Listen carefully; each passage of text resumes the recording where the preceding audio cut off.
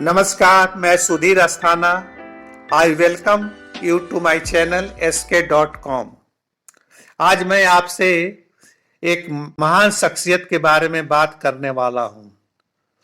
इनका नाम है जावेद अख्तर साहब। ये एक उच्च कोटि के शायर और स्क्रिप्ट राइटर हैं। उनके लिखे बहुत से फिल्म ब्लॉकबस्टर रहे हैं। पिछले दिनों उनके कुछ वीडियोज मैंने देखे, जिससे लगा कि वे सचमुच एक बहुत बड़ी शख्सियत हैं, और सोचा कि इनके जिंदगी पर वीडियो बनाना चाहिए। जावेद साहब का जन्म ग्वालियर में हुआ है, पर वे वहां रहे नहीं हैं। इनका जन्म 17 जनवरी 1945 को हुआ है। इनके पिता जानिसार अख्तर प्रसिद्ध प्रगतिशील कवि और माता साफिया अख्तर मशहूर उर्दू लेखिका और शिक्षिका थीं। जावेद साहब एक प्रसिद्ध सामाजिक कार्यकर्ता भी हैं।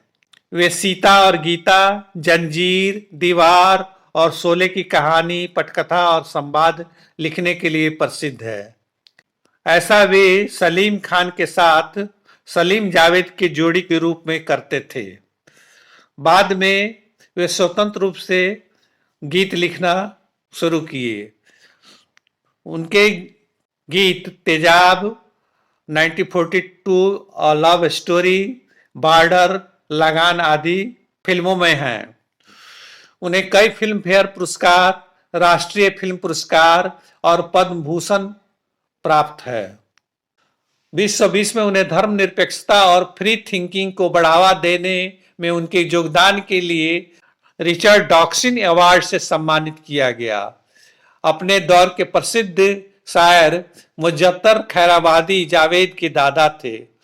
इतना सब के बावजूद जावेद का बचपन विस्थापितों सा बीता। छोटी उम्र में ही मां का आंचल सर पर से उठ गया। लखनऊ में कुछ समय अपने नाना नानी के घर बिताने के बाद उन्हें अलीगढ़ अपने खाला के घर भेज दिया गया, जहां के स्कूल में उनकी शुरुआती पढ़ाई हुई। उन्होंने भोपाल के सेफिया कॉलेज से स्नातक की उपाधि प्राप्त की। सर्वश्रेष्ठ गीत के लिए उन्हें 5 बार राष्ट्रीय फिल्म पुरस्कार और 8 बार सर्वश्रेष्ठ गीत के लिए फिल्म फेयर पुरस्कार प्राप्त हुआ है। इस्लामिक परिवेश में परवरिश के बावजूद अख्तर साहब ने खुद को नास्तिक घोषित किया है। अपने बच्चों को भी वे नास्तिक के रूप में पाला है। जावेद साहब को विज्ञान की बारीकी से समझ है। वे जानते हैं कि इस ब्रह्मांड को किसी ईश्वर ने नहीं, बल्कि प्रकृति ने परिवर्तन के फलस्वरूप बनाया है। यह प्रकृति सतत परिवर्तनशील है और इस परिवर्तनशीलता के कारण ही वस्तुओं की स्वरूप बदलते रहते हैं, और इस परिवर्तन के चलते ही नई नई चीजें आकार लेती हैं। निर्जीव पदार्थ का निर्माण हुआ और बाद में सजीव भी विकसित हुए। पहले एक कोशिकीय जीव बने और धीरे धीरे समझदार इंसान भी अस्तित्व में आया। उन्होंने बड़ा ही सटीक कहा है कि आज से 200 साल पहले ही इंसान को समझ लेना चाहिए था कि पृथ्वी पर कोई ईश्वर नाम की सत्ता नहीं, और कुछ लोगों ने अपनी सोच और विचार को दूसरे पर थोपा है, और उन्हीं के विचारों को आज भी गुलामों की तरह लोग ढो रहे हैं। पृथ्वी का अस्तित्व ब्रह्मांड में सापेक्ष रूप से एक धूल कण से भी छोटा है। उसमें इंसान तो एकदम तुच्छ है। अरबों खरबों संभावनाओं में से एक रेयरेस्ट संभावना है कि पृथ्वी का सूर्य से ऐसी दूरी और ऐसा अनुकूलन जिससे जल, जीवन तथा एटम तथा मॉलिक्यूल बने। पुनर्जन्म एक बकवास है। आत्मा का कोई अस्तित्व नहीं होता। जैसे एक बीज में सारी प्रोग्रामिंग रहता है, उसी प्रकार सभी जंतुओं के जीन्स में भी प्रोग्रामिंग रहता है। 23 क्रोमोजोम मां से और 23 क्रोमोजोम पिता से मिलते हैं तो इंसान बनता है।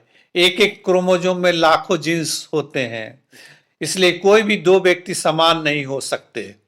जावेद साहब का कहना एकदम सही है कि जब ईश्वर ही सब कुछ बनाया है तो फिर उसने बुरे मनुष्य क्यों बनाए।